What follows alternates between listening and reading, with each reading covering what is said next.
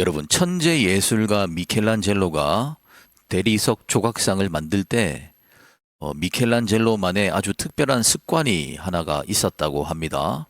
그는 조각을 시작하기 전에 반드시 이 대리석 표면에 가장 먼저는 가느다란 선 하나를 그었다고 합니다. 미켈란젤로는 그 선을 기준으로 해서 이제 작업을 시작했던 것입니다. 사랑하는 성도 여러분, 그 가느다란 선이 아무것도 아닌 것 같지만 그 선은 미켈란젤로에게는 아주 특별한 것이었습니다. 그렇습니다. 그 선은 미켈란젤로에게는 작품의 근본적인 기준선이 되었던 것이죠. 그 기준선 하나가 전체 조각 작품의 비율, 방향을 결정하게 되어지고 그 기준선을 시작으로 해서 이제 천문학적인 가치를 가진 작품이 탄생하게 되었던 것입니다. 천하의 미켈란젤로라 할지라도요, 그렇게 기준선을 긋지 않고 만약 자신의 감각에만 의지하고 자신의 느낌에만 의지하여서 조각상을 만들었다면 그렇게 완벽한 그런 작품이 나올 수가 없었을 것입니다. 여러분, 우리의 인생도 마찬가지 아닙니까? 우리의 인생도요, 겸손한 마음으로 기준선을 긋지 않고 우리의 뜻대로, 우리의 감각대로, 우리의 생각대로만 우리의 인생을 조각해 나간다면 우리는 큰 방황에 빠지게 되어질 것입니다. 그렇습니다. 사랑하는 성도 여러분, 우리 성도님들께서는 어떤 인생의 기준선을 그으면서 살아가고 계십니까? 그 선대로 인생의 비율과 방향을 잡으면서 살아가고 계십니까? 오늘 맥주감사주일, 우리에게 주시는 말씀을 통해서 우리 성도님들의 인생에 명확한 기준선이 생기시기를 주님의 이름으로 축복합니다. 성도 여러분, 그런데 이렇게 우리의 삶에 인생의 아름다운 선을 긋게 해주는 원동력이 있습니다. 그것이 무엇일까요? 그것은 바로 감사라는 기준입니다. 감사입니다. 내가 내 인생의 기준선을 감사로 긋느냐, 그렇지 않느냐에 따라 우리의 인생의 방향이 결정된다라는 것을 우리는 부정할 수가 없습니다. 여러분, 세계적인 인물들, 세계적인 지성인들의 삶을 들여다보면 그들에게는 한 가지의 공통점이 있었다라는 것을 알 수가 있습니다. 그들은 하나같이 겸손했다라는 것입니다. 자신들에게 주어진 재능을 그들은 당연한 것으로 여기지 않고 언제나 감사한 마음으로 살아갔다라는 것입니다. 늘 감사하고 겸손했기 때문에 역사가 그들의 이름을 기억해 주는 것입니다. 그런데 우리는 언제나 과정보다는 결과에만 집중하는 경향이 있습니다. 내가 어떤 기준으로 어떤 과정의 인생을 살아가느냐에는 우리가 마음을 두지 않고 오로지 결과에만 초점을 맞추고 살아간다라는 것이지요. 그러니까 명확한 기준이 없이 결과에만 우리가 집중하다 보니 이리저리 갈팡질팡하게 되어지는 것입니다. 여러분, 가장 중요한 것은요, 아름다운 결과를 얻기 위해서는요, 아름다운 기준이 있어야 됩니다. 기준이 있어야지만이 아름다운 결과를 결실할 수 있다는 것입니다. 여러분, 오늘은 맥주 감사주일입니다. 우리가 처음 씨를 뿌리고 그 뿌린 씨의 첫 수확을 확인하는 절기가 바로 맥주 감사주일입니다. 그러니까 우리가 한 해 출발선을 어떻게 어떤 기준으로 그었느냐, 그것을 확인하는 아주 엄중한 순간이 되어지는 것입니다. 우리 성도님들 좀 어떠십니까? 인생의 선을 잘 그으셨습니까? 제가 한 주간 이 말씀을 묵상하면서 이 맥주 감사 주일에 가장 어울리는 단어가 무엇일지 한번 생각해 보았습니다. 바로 기적이라는 단어였습니다. 기적. 그렇습니다. 우리의 지나온 시간을 되돌아보면 정말 기적이라고 밖에는 말할 수 없는 우리의 인생이었다라는 것입니다. 지난 6개월을 되돌아보니 정말 아찔했던 순간이 한두 번이 아니었습니다. 우리가 지금 여기서 숨 쉬고 있는 것도 기적이다라고 생각될 정도로 지난 6개월 상반기 정말 쉽지 않았습니다. 그런데 우리는 이런 과정의 은혜를 다 놓치고 결과에만 집중하다 보니 우리는 오늘도 감사하지 못하고 우리는 불평불만할 때가 많지 않습니까? 우리는 지금의 현실에 만족이 안 될 때가 있습니다. 지금까지 온 것도 하나님의 은혜임에도 불구하고 우리는 이 현실에 만족을 못하고 있습니다. 우리는 이루어 놓은 결과물이 없다라는 이유로, 내 손에 아무것도 없다라는 이유로 우리는 우리의 인생을 실패한 인생이라고 성급하게 생각할 때가 있다라는 것입니다. 여러분, 그러나 그렇지 않습니다. 우리가 정말 이 자리에 살아있는 것만으로도 우리는 감사할 수 있어야 됩니다. 우리는 절대로 결과, 성장에만 몰입해서는 안 됩니다. 왜냐하면 사람은 절대 성장만 할 수가 없기 때문입니다. 여러분, 사람은요 30대 중반을 넘어서는 순간부터 바로 노화가 시작이 되어집니다. 네, 성장이 아니라 노화되는 것이 인간의 질서라는 것입니다. 우리의 수명은 점점 단축됩니다. 그러니 성장이라고 말할 수 없죠. 인생을 살면 살수록 더 부족한 나를 발견하게 되어집니다. 인생을 살면 살수록 더욱 모르겠는 것이 우리의 인생이라는 것입니다. 즉, 인생은 성장이라고 말할 수 없다라는 것입니다. 그렇습니다. 인생은 성장이 아니라 성숙이라고 말할 수 있습니다. 성숙. 우리는 익어져 가야 되는 것이고 깊어져 가야 되는 것이죠. 따라서 우리의 인생에 성장이 없다고 해서, 성공이 없다라고 해서 절대로 우리는 낙심하지 말아야 할 줄로 믿습니다. 그렇습니다. 우리가 실패하는 이유는요, 능력이 없어서가 아닙니다. 성장이 없어서가 아니라는 것입니다. 우리는 성숙하지 못해서 실패하는 것입니다. 이 자리에 지금 계시는 우리 성도님들 중에 능력 없는 사람이 어디 있습니까? 없습니다. 제가 볼 때 전부 출중하신 분들이십니다. 정말 언제 성공하셔도 이상할 것이 없으신 탁월한 분들이십니다. 각자가 정말 다재다능한 재능으로 살아오셨고, 그리고 지금도 그렇게 살아가고 계시는 분들이십니다. 그런데 우리 성도님들 정말 잘 아실 것입니다. 인생이 능력 있다고 다 되던가요? 인생이 내 맘대로 되던가요? 아니요, 그렇지 않습니다. 왜라고요? 능력이 없어서가 아니라니까요. 인생은 능력만으로 되지 않습니다. 우리가 성숙의 눈을 뜨지 못해서 그런 것입니다. 그렇다면 우리를 성숙하게 만들어줄 수 있는 것이 무엇이 있습니까? 바로 인생의 참된 의미를 발견하는 것을 성숙이라고 말합니다. 우리의 인생에 일어나는 수없이 많은 그런 일들, 그 안에 있는 좋은 의미를 발견하는 것, 그것이 바로 성숙입니다. 질문 하나 드려보겠습니다. 우리 성도님들께서 몸담고 계시는 직장, 회사, 그곳이 인생의 참된 의미를 발견하게 해 주시던가요? 제가 언젠가 어떤 회사 옆을 지나가는데 그 공장 벽에 붙은 슬로건을 본 적이 있습니다. 거기에는 이렇게 적혀 있었습니다. 안전제일, 근면성실. 그런데 어떤 교회 벽에 이런 슬로건이 붙여져 있었습니다. 당신은 사랑받기 위해 태어난 사람. 다르지 않습니까, 여러분?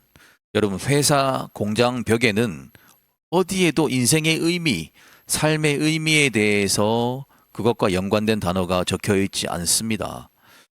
그렇습니다. 이것이 바로 세상이 우리를 대하는 태도예요. 세상은 우리의 성숙에는 관심이 없습니다. 항상 성장이라는 이름으로 우리를 사로잡습니다.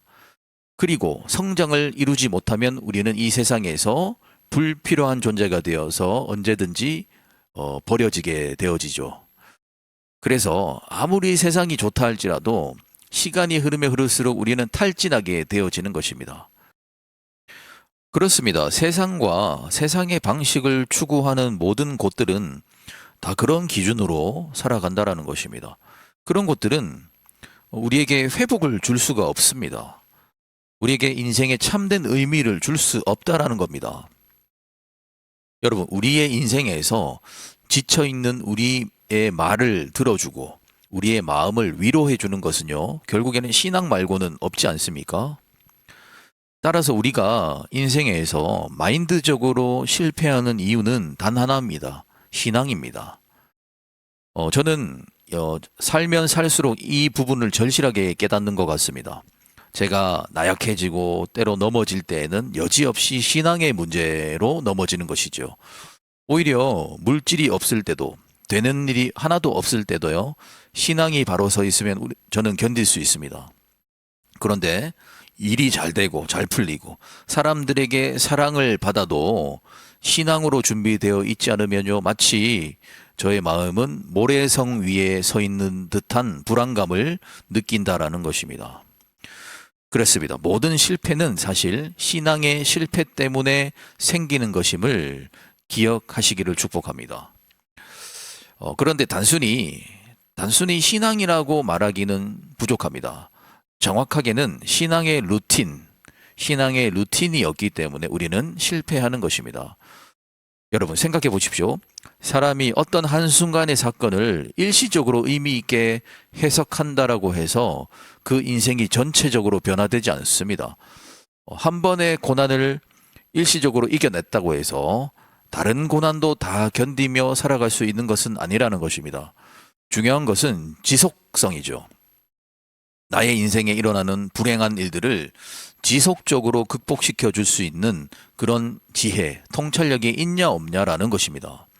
지속적인 신앙의 루틴을 소유한 사람만이 그런 것을 할 수 있다라는 것입니다. 우리가 정말 귀에 못이 박히도록 들은 이야기가 있죠. 세계적인 골프 선수, 피아니스트, 운동선수들의 특징이 무엇입니까? 바로 피나는 반복입니다. 루틴이라는 것입니다. 그런데 그런 이야기, 지겨운 이야기일지라도 계속해서 사람들이 그 이야기를 찾는 이유가 무엇일까요? 그 이야기가 진리이기 때문입니다. 육체적인 반복 루틴이 그들을 세계적인 선수로 만들어 주었다면 우리의 내면, 우리의 마음도 반복적인 루틴이 필요하다라는 것입니다. 여러분, 무엇이 그것을 가능하게 하겠습니까? 자기계발서? 아닙니다. 결국에는 신앙이라는 것이죠. 신앙만이 우리를 반복적인 루틴으로 이끌어 줄 수 있습니다. 지속적으로 내가 공급받을 수 있는 내면의 원동력, 그것이 필요하다라는 것인데 그것은 바로 신앙입니다. 성경에 등장하는 수많은 우리 믿음의 영웅들, 그들은 일시적인 신앙으로 살아갔던 사람들이 아니에요. 신앙의 반복적인 루틴을 통해서 탁월한 인생을 살았던 사람들이 바로 우리 믿음의 조상들이었습니다. 한 번의 은혜로 되지 않습니다, 여러분. 어느 마을에 낚시를 한 번도 해본 적이 없는 한 청년이 있었습니다. 어느 날 그는 우연히 강가에 나갔다가 세상에서 가장 비싼 황금 비늘을 가진 물고기를 잡았다고 합니다. 낚싯대를 던지자마자 운 좋게 그 귀한 물고기가 미끼를 문 것이죠. 청년은 마을 사람들로부터 영웅 대접을 받았습니다. 자네는 정말 타고난 낚시꾼이야. 정말 대단한 실력자야. 라는 칭찬을 받았습니다. 청년은 스스로가 엄청난 실력을 갖춘 낚시의 명인이라고 착각하기 시작했습니다. 그날 이후로 청년은요, 더 이상 낚시에 대해서 연구하지 않았습니다. 조류를 읽어내는 법도, 날씨를 볼 줄 아는 법도, 미끼를 다루는 법도, 또 끈기 있게 기다리는 법도 연구하지 않았습니다. 그는 그저 나는 타고난 낚시의 천재이기 때문에 언제든지 황금 물고기를 잡을 수 있을 거라라는 생각으로 살아갔다라는 것입니다. 여러분, 시간이 흘러서 그 청년은 어떻게 되었을까요? 실력 있는 낚시꾼이 되었을까요? 그렇지 않습니다. 그는 사람들의 칭찬에 마음을 빼앗겨서 황금 물고기만 생각하다가 결국에는 아무것도 잡지 못하는 그런 인생이 되어버렸습니다. 그렇습니다. 타고났다라는 말, 그 말이 오히려 인생의 독이 되는 것입니다. 황금 물고기를 잡는 엄청난 경험을 살리지 못하고 그는 실패한 인생을 살게 되었습니다. 왜 그럴까요? 그렇습니다. 그는 내면이 성숙하지 못했기 때문입니다. 내면이 성숙하지 못했기 때문에 황금 물고기라는 인생의 기회를 오히려 그에게 독이 되게 만들어버린 것입니다. 그렇습니다. 우리의 인생을 되돌아보면 우리가 이렇게 성숙하지 못해서 놓쳐버린 그런 황금과 같은 기회들이 얼마나 많은지 모른다라는 것이죠. 사랑하는 성도 여러분, 이런 성숙을 무엇으로 만들 수 있습니까? 다른 것으로 되지 않습니다. 우리가 다 해봤지 않습니까? 신앙의 반복적인 루틴 말고는 없다라는 것입니다. 오늘 맥추감사 주일의 진정한 의미는 무엇입니까? 단순히 많은 것을 거두어 드리고 수확하는 것에 의미를 두는 것이 아닙니다. 여기까지 내 힘으로 올 수 없었다라는 것을 인정하는 것이 바로 맥추절의 취지입니다. 나의 인생 전체가 나의 지혜, 나의 계획으로 여기까지 온 것이 아니라 수많은 사람들의 응원과 기도와 격려와 위로와 사랑이 없었으면 불가능했을 것이다. 하나님의 은혜가 아니었으면 여기까지 오지 못했을 것이다 라고 믿는 사람이 진정한 맥추절을 지키는 사람이 되어지는 것입니다. 그러므로 맥추절의 핵심은 바로 리셋입니다. 리셋. 여러분, 리셋이 뭡니까? 초기화예요. 초기화. 여러분, 간혹 카카오톡 메인 사진에 이런 메시지를 볼 때가 있습니다. 연락처 다 날아갔습니다. 번호 주십시오. 그런 글 보신 적 있으시죠? 여러분, 연락처가 다 날아가도요, 리셋이 돼도요, 필요한 사람들은 다 연락이 됩니다. 오히려 그런 리셋을 통해서 불필요한 인간관계가 정리될 수 있다는 것을 기억하십시오. 이것이 바로 리셋이에요. 초심으로 돌아가는 것입니다. 불필요한 것들을 지우고 알짜들만 남기는 것이 영적 리셋의 의미라는 것입니다. 사랑하는 성도 여러분, 여러분들의 인생을 리셋하십시오. 리셋은 절대 손해보는 것이 아닙니다. 하나님 안에서의 리셋은요, 절대로 실패가 아니고 손해가 아닙니다. 오히려 성숙해질 수 있는 유일한 길이라는 것입니다. 나의 인생의 성과들을 나의 힘으로 이룬 것이라고 생각하지 말고 그 근원이 하나님께 있음을 고백하시면서 다시 리셋하시기 바랍니다. 여러분, 산에서 길을 잃었을 때 베테랑 등산가들은요, 이렇게 한다고 합니다. 길을 잃었다고 느끼는 즉시 마지막으로 확실하게 알았던 그 지점까지 다시 내려간다라는 것입니다. 내려간다라는 거예요. 그 순간 사람들의 시선이 중요한 것이 아닙니다. 다시 내려가면 나를 비웃겠지라는 그런 생각, 사람들의 시선 때문에, 그런 두려움 때문에 무작정 앞으로 나가다 보면요, 오히려 조난을 당하게 되어진다라는 것입니다. 하지만 과감하게 자신의 오류를 인정하고 이전의 안전한 지점으로 되돌아가는 그 리셋을 택하면요, 다시 올바른 정상의 길을 찾을 수 있다라는 것입니다. 여러분, 신앙도 마찬가지 아닙니까? 여러분, 리셋하시기 바랍니다. 우리 지난 6개월을 되돌아볼 때 허무하신 분들도 있을 것입니다. 더 힘들어지신 분들도 있을 것입니다. 여러분, 그런데 맥추절은요, 풍성할 때만 드리는 것이 아닙니다. 현재 만약 고난에 있으시다면 다시 한번 하나님을 신뢰하면서 후반기를 다시 한번 믿음으로 기다리겠다라는 결단의 절기가 바로 맥추절입니다. 자, 여러분, 두 번째, 우리의 인생은요, 거룩한 여정의 샘플이 되어져야 합니다. 여러분 한 사람 한 사람이요, 천국의 샘플이 되셔야 한다는 것입니다. 어느 요리사가 해외에서 열리는 요리 대회에 대한민국을 대표해서 참가했습니다. 어떤 외국인 여성이 요리사에게 물었습니다. 대한민국이라는 나라는 어디에 있는 나라입니까? 그렇게 물었습니다. 이 요리사는 고민하다가 말없이 한국산 배를 깎아서 한 조각을 외국 여성에게 주었습니다. 시원하고 달달한 한국 배를 한 입 베어 물더니 외국 여성이 이렇게 말하더랍니다. I love Korea. 여러분, 그 여성은요, 한 번도 한국에 가본 적이 없어요.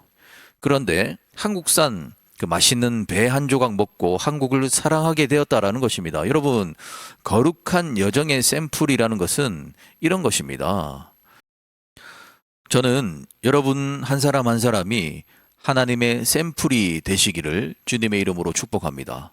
우리 한 사람 한 사람을 통해서 우리를 보는 사람들이 하나님을 느끼는 것, 마치 그 외국 여성이 시원한 배 한 조각을 먹고 한국을 사랑하게 되었던 것처럼 우리를 보는 사람들이 하나님은 볼 수 없다 할지라도 우리를 봄으로 말미암아 우리의 아름다운 모습과 아름다운 행동을 통해 하나님을 사랑하게 될 수 있다. 저는 그렇게 믿습니다.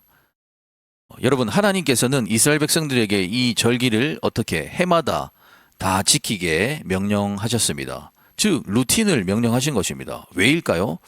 반복은 그 사람이 얼마나 그 일에 진심인지를 확인하는 가장 좋은 방법이기 때문입니다. 출애굽기 23장 14절을 보십시오. 너는 매년 3번 내게 절기를 지킬지니라. 여러분, 이 3번이란 숫자는 우리의 인생을 점검해 볼 수 있는 아주 좋은 숫자가 바로 3입니다. 매년 3번이 많다고 느껴지시는 분들이 있을 것입니다. 매년 3번이 적다고 느껴지시는 분들이 있을 것입니다. 가끔씩 이렇게 말씀하시는 분도 있습니다. 목사님, 기도회를 3번이나 합니까? 라고 말씀하시는 분이 있습니다. 반대로, 목사님, 기도회를 왜 3번밖에 안 하십니까? 라고 말하는 사람이 있다라는 것입니다. 그렇습니다. 그 사람이 정말 그 사람의 마음이 진심인지, 그 신앙이 진심인지 아닌지를 확인하는 방법은 반복 루틴에 대한 태도, 그것을 보면 알 수 있는 것입니다. 하나님께서 이스라엘 백성들에게 반복적으로 절기를 지키라고 명령하시는 이유가 무엇입니까? 그렇습니다. 점검하라는 것입니다. 마음을 점검하라는 것입니다. 이 절기가 너에게 짐이 되는지 기쁨이 되는지를 점검하라는 것입니다. 그것이 바로 절기의 의미가 되어집니다. 감사를 반복하라는 것도 동일한 의미입니다. 여러분, 우리의 신앙이 정상적인 상태라는 것을 어떻게 확인할 수 있습니까? 감사의 루틴이 있는지를 보면 됩니다. 나의 신앙의 루틴은 감사의 루틴인가, 불평의 루틴인가? 그것을 보면 바로 답이 나오게 되어지는 것이죠. 시편 103편 2절은 이렇게 기록하고 있습니다. 내 영혼아 여호와를 송축하며 그의 모든 은택을 잊지 말지어다.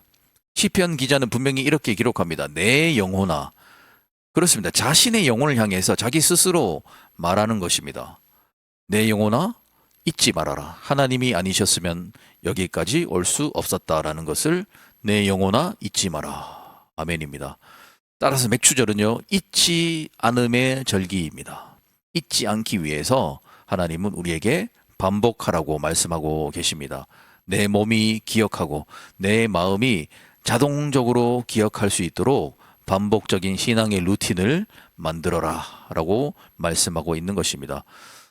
세 번째, 여러분, 맥추절은요, 우선순위의 절기가 되어집니다. 우선순위. 여러분, 처음 것을 드린다는 것의 의미가 무엇입니까? 가장 먼저 생각하라는 것입니다. 네. 내게 좋은 것이 생겼을 때 하나님께 가장 먼저 영광을 돌리라는 겁니다. 하나님께 드릴 때 내 것을 먼저 생각하면요, 우리 절대로 드릴 수가 없습니다. 왜냐? 우리는 여유가 없습니다. 항상 부족하지 않습니까? 가장 먼저 하나님 것을 생각하지 않으면요, 절대로 나중에 드릴 수가 없습니다. 여러분, 그런 이야기 들어보셨죠? 어느 농부가 소가 2마리가 생겼는데 그 마음에 한 마리는 하나님께 바쳐야 되겠다라는 마음이 들더랍니다. 그래서 소 2마리를 끌고 교회로 가고 있는데 갑자기 하늘에서 천둥이 벼락이 치는 것이죠. 그래서 소 1마리가 벼락을 맞고 그 자리에서 죽게 되었습니다. 그런데 이 농부는 이렇게 말했다고 합니다. 아이고, 주님께 드릴 소가 죽어버렸네. 여러분, 그런데 성숙의 믿음의 태도를 가진 사람은 다릅니다. 그 사람은 어떻게 고백하는지 아십니까? 우리가 가끔씩 손가락에 가시가 박히는 경우가 있습니다. 그때 이 감사의 루틴으로 사는 사람은 이렇게 고백합니다. 작은 가시가 하루 종일 내 손가락에 박혀서 이렇게 불편해 보니 예수님의 가시면류관의 그 고통이 얼마나 고통스러우셨을지, 얼마나 불편하셨을지 조금은 알 것 같습니다. 이렇게 고백했다고 합니다. 우리 사랑하는 성도 여러분, 오늘 우리가 회복해야 할 열매는 무엇입니까? 나에게 무엇이 있는지 없는지를 보는 그런 열매입니까? 그렇지 않습니다. 여기까지 인도해 주시고 여기까지 지켜주신 우리 하나님이 앞으로의 우리의 모든 인생의 여정에도 함께 하실 것이라는 믿음의 열매를 거두어야 할 줄로 믿습니다. 오늘 맥추 감사 주일, 우리가 누리고 있는 것들 당연한 것 아닙니다. 주님이 주신 것입니다. 주님께 감사하시기 바랍니다. 그리고 그분께 모든 영광을 올려드리시는 저와 여러분이 되시기를 주님의 이름으로 축복합니다. 아멘.